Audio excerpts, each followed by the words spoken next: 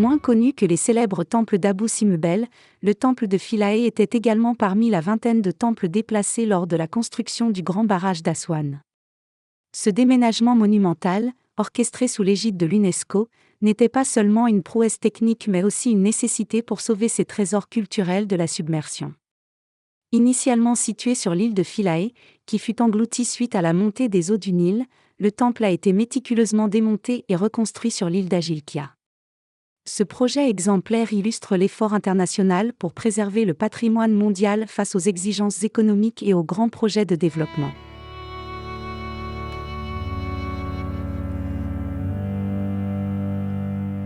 En Égypte, 96% de la population vit sur une étroite bande de terre qui s'étend de part et d'autre du Nil, sur une longueur de 1200 km. Ce fleuve historique est une source vitale de fertilité mais aussi un agent de destruction, justifiant ainsi la construction du barrage d'Aswan, et plus tard, du grand barrage d'Aswan pour maîtriser ses crues et générer de l'énergie hydroélectrique. Cependant, ces barrages ont également eu des impacts écologiques et sociaux significatifs, notamment en modifiant les écosystèmes du Nil et en déplaçant des populations, soulignant ainsi le rôle complexe du Nil comme bienfaiteur et destructeur dans l'histoire égyptienne.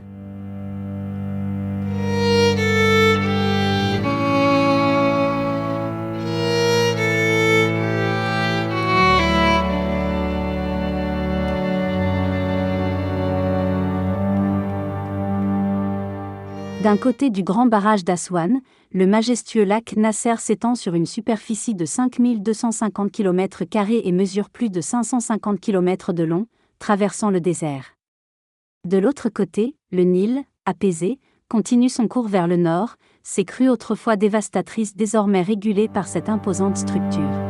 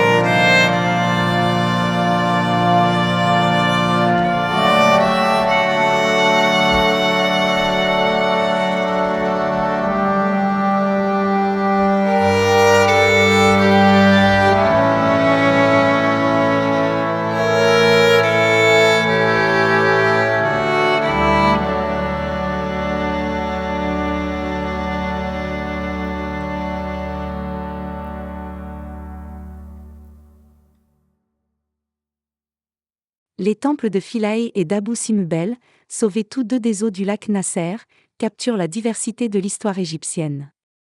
Abou Simbel, érigé il y a environ 3000 ans sous le Nouvel Empire, reste presque intact dans son isolement désertique. Philae, construit 1000 ans plus tard par les pharaons Ptolémée, reflète les évolutions culturelles et religieuses.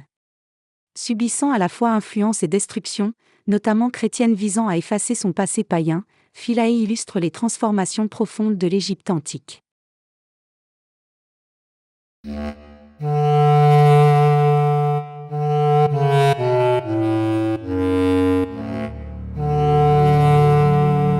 Le temple de Philae, érigé par les Ptolémées après la conquête de l'Égypte par Alexandre le Grand, se distingue par son architecture qui témoigne d'un syncrétisme culturel profond.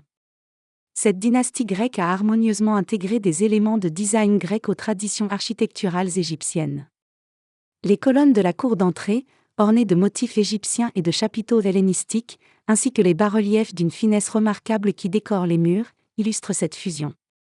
Ces éléments montrent non seulement l'adaptation artistique des Ptolémées, mais aussi leur désir de s'insérer dans la lignée des pharaons égyptiens, affirmant ainsi leur légitimité et respect pour la culture locale.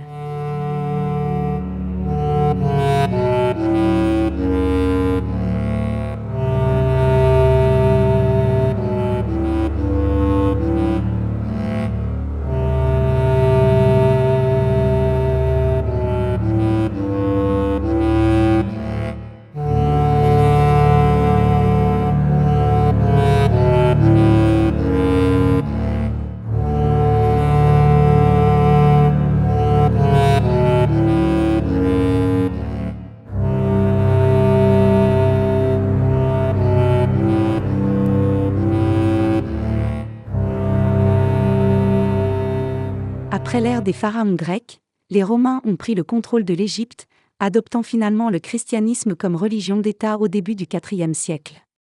C'est dans ce contexte que l'édit de Théodose, promulgué à la fin du IVe siècle, a conduit au saccage des temples païens à travers l'Empire, y compris celui de Philae.